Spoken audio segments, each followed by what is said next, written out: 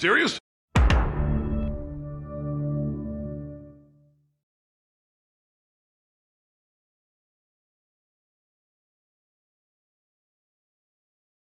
Hollywood on strike. Hollywood on strike. A bunch of morons thought to go on strike. Oh, I know. I had to do the Canada's on strike song from South Park, but it just fit. It fit for today because late last night, I didn't see the news until like super late last night. I was already done making my videos for the day. But we had the announcement. It was confirmed. It was going to happen. And I love it. Not for the reason they want me to love it, though, but for the reason because I'm laughing all the way. Because the WGA, America West and America East, the WGA, the Writers Guild of America, has decided to go on strike. These hard-working Americans, these people that go all the live-long day to sit in their air-conditioned rooms where they drink their $25 cup of soy latte macchiato marchito, where their hardest thing to do in the world is write for big-budget movies. Oh, we're going on strike. Who cares? Half the stuff you guys have been made, actually half the stuff, the vast majority of the things you have made are garbage. You have maybe a thing here or there that was decent. You had TV shows, House of the Dragon, Cobra Kai. Some weirdos think The Last of Us. That's about it for American TV shows that were decent or good. I don't agree with The Last of Us, but hey, some people thought it was. What else do you got? Okay, well, in the movie industry, you had in the past 3 years. Let's go 3 years. 2021 to now. Spider-Man No Way Home. Top Gun Maverick. Avatar. Even though I thought Avatar was awful, but Avatar. John Wick. And Super Mario Bros.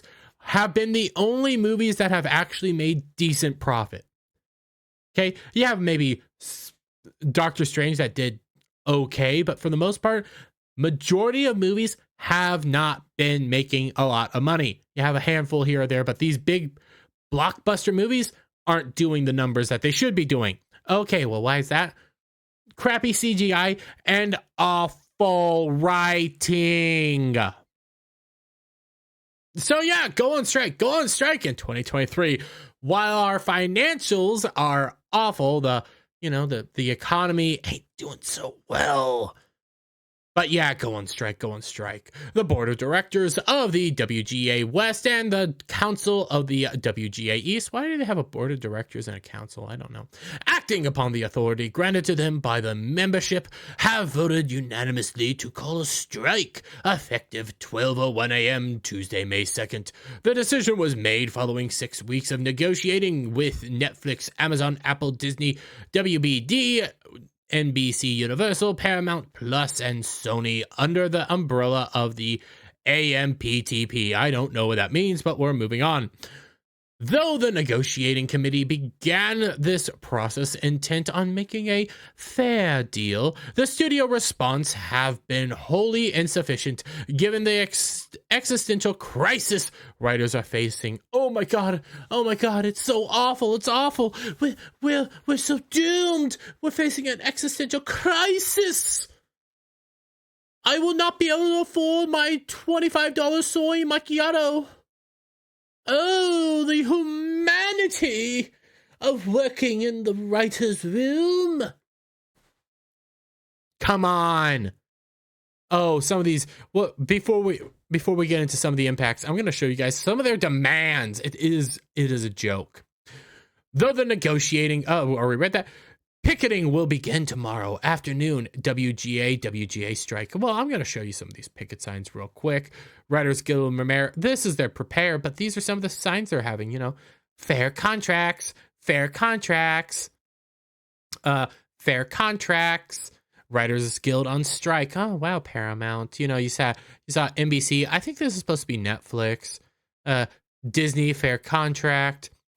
AMPTP better have my money. Writers Guild on strike. Fair contract. Writers made Zaslav rich. I think business made Zaslav rich. The future of writing is at stake. Well, no, right now the future of writing is actually in pretty good hands because you're not there. You're outside picketing.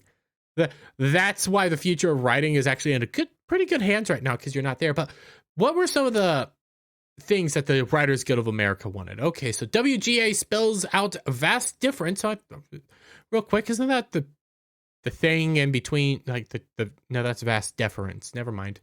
That led to strike. The Writers Guild of America has detailed the vast difference between writers and the studios that led to the first strike in 15 years, which will begin Tuesday. In a lengthy document, the Guild spelled out its proposals for a TV staffing minimum, which would range from 6 to 12 writers per show based on the number of episodes. Oh, so we want these writers' rooms that once were helmed up by maybe 1, 2, maybe at most 3 people. No, we want 6 individuals to 12, depending on the number of shows, because we can't actually do the work. And also, we're not smart enough to, require 1 to 3 people. We actually need all of us just to do half the brain function of one person. Yeah. Guaranteed number of people. Also, I'm pretty sure they had some other requirements for the types of people they wanted based on the number of the Guild also wants a guaranteed minimum number of weeks of employment per season, ranging from 10 weeks to 52 weeks. So more staff paying you longer. Yeah, right off the bat, that's a lot of money right there for subpar work. Remember that. This is all subpar work, and this is just areas where they're going to have to pay. Okay, so in a statement Tuesday night to the Alliance motion, we already read that. The Guild also wants streaming residuals that would factor into the success of shows, but the studios rejected that offer. Why? Oh, well, that's because if they actually showed these numbers, residuals. Yeah, okay. Guys did the show, people are watching it, here's a few bucks. But why don't they want to do that? Well, in order to do that, they're going to actually have to show their numbers. A lot of these streaming services are going to have to show people what's actually being profitable, what's actually bringing in the numbers, what people are actually watching, and what people are ignoring. And again, we'll come up here. The 6 to 12 people, the majority of these rooms, nobody's making money. It's awful. These shows are god awful. So you guys requesting this money, you might be making half a penny. But yeah, guarantee residuals. You're not making friends nowadays. Friends was okay, but you're not making friends.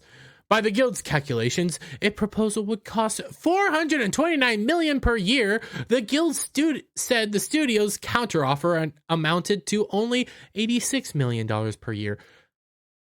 Part of me kind of thinks that's the actual amount. Saying, yeah, you guys don't make us that much money at all. Like, half your stuff is garbage and is a joke. But we still pay you for doing it, and we'll get into how much they get paid.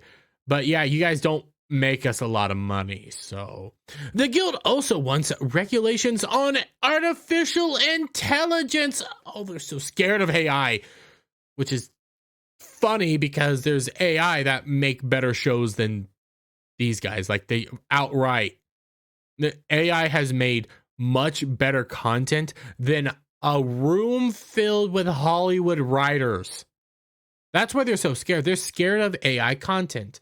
They're scared of that. And I think there's a justifiable reason to be kind of terrified of AI content. But AI also opens the door for people like me to at least get a decent outline of a script, work on it, and then guess what? I can make my own show. Yeah, that's something they're terrified of. AI can't write or rewrite literary material and can't be used as source material. That is one of their ideas, is we can't use it at all. Like, can't use it all. We need to guarantee our job. We can't let the AI come in and take our jobs. I welcome the AI. I welcome our AI overlords in this situation. The Guild is also proposing an increase in minimums of 6%, 5%, and 5%. The AMP, I don't know, is offering 4%, 3%, and 2% according to WGA. I don't know what the minimums are, but we'll move on. The WGA is also seeking to create a new minimum tier for writing producers. Under the current system, the minimums for everyone above staff writer is $7,412 per week. That's how much money they make per week. I make that much money at my day job about every 4 months. I would love to have that. That per week. Oh God, give that to me now, baby. The Guild wants everyone at the level of co-producer and above, producer, supervising producer, co-executive producer, etc., what? Okay. I'm not even having like a stroke here. It's right here, to be have a minimum pay tier that is 25% higher than the tier for story editors and executive story editors. We want even more money. Okay, so I see money. They want tons more money for subpar work. They aren't putting anything out that's groundbreaking. Like I pointed out, you have a handful of decent shows and a handful of decent movies in the past 3 years. You aren't making blockbusters every single day. This 6 to 12 writers room is a joke. We saw the She-Hulk pictures. We saw their writers room. It was a laughable situation, where on the flip side, when you have 1-2 people working off each other at the same time, they make some darn good work. Interesting how that happens. The WGA is also looking for a 25% premium for writers who work in a pre-greenlight writers room. Now, there's something to be argued here. I will say that there's something to be argued here, but I can see both sides of this argument. 25% premium for writers who work in a pre-greenlit room. These people aren't actually getting paid. They're not really getting paid while they're working in this pre-lit room because the show's not being made. It's just shooting around ideas, and maybe the show will get up and actually make money. So they're not really getting paid. I kind of think, hey, there's an idea of, hey, here's some money, do your work. On the flip side, you don't get paid from a job that you're interviewing at. If they're wanting to test you around, you're not getting paid for just interviewing. That's what a lot of these pre-green light rooms are. They're interviews. So why pay you at all? So I can see both sides of this argument. But this is what they want. They want ridiculous stuff that they don't deserve. Quite literally, they don't deserve this stuff. We're not talking about anime. Okay, anime? Let's take a manga. A manga has a writer. Sometimes the writer is even the artist. They make the money. They do it all. We're not talking about like Tokyo Ghoul or Gundam here. We're talking about the Connors. We're talking about She Said. We're talking about Bros. We're talking about CW level stuff. Think of it, and I heard Az say this, and this is a wonderful depiction. Think of CW writers, people that work on CW, those shows being given any of this. The people that make those shows, those awful, god awful shows, going out and saying, well, even though our shows suck, we have numbers to show that our shows suck. Everything about our our thing sucks. We're not making any money, but we want all this. Yeah, that's what's coming on right here. This is what the reality is. But we've also had announcements, because with all these negotiations, everything they wanted, something else has happened.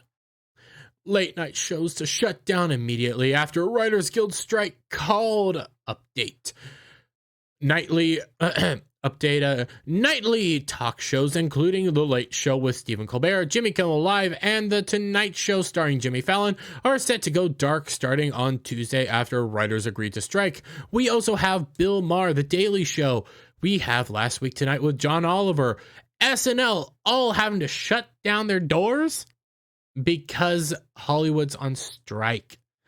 I love it. And funnily enough, Greg Gutfeld put out right here, remaining open while on strike. Everybody else is on strike. Greg Gutfeld at Fox staying on. Not a huge fan of Greg Gutfeld. Not a huge fan of Fox. But kind of shows you, it's the ideologies. We're in this hilarious moment now that a lot of people think, oh, you get your actors, your other writers, and people like that coming out and to support you. You got Jimmy Kimmel and SNL and all these guys coming out to support you. Everybody's so here for the writers, but in reality, the people don't care. The people that pay your bills. Now, I'm not talking about Disney here, okay? I'm even talking about the people that pay Disney's bills, okay? The audience, the fan, the paying customer aren't there. Half the majority of these late night shows are watching their viewership go down. Greg Gutfeld's staying relatively decent. Fox News, though, kind of. All writers aren't doing it anymore. We're not talking about car manufacturers. We're not talking about oil field workers. We're not talking about insulation manufacturers. We're talking about writers going on strike because they're tired of their $7,000 a week jobs. I laugh because in 2023, hearing those numbers, an everyday person in the middle of nowhere or suffering in this modern economy, hearing those numbers are going to see what two-sided it is, how pathetic these places are, and they're going to laugh at the fact that you're going on strike. You're not going to a wage job. You're not going to a slave job. You're not working for pennies on the dollar. You're not scrimping by. You're making $7,000 a week. And I'm here to laugh at you guys as everything else burns down around you. I can't wait to see who the scabs are. That's going to be even funnier. But I'm going to leave it there, folks. Let me know what you thought down in the comments below. If you like this video, give it a thumbs up, share it out with friends, hit that subscribe button, and hit that notification bell for every time I put out a new video and go live, guys. And I'll see you all on the next one. Bye for now.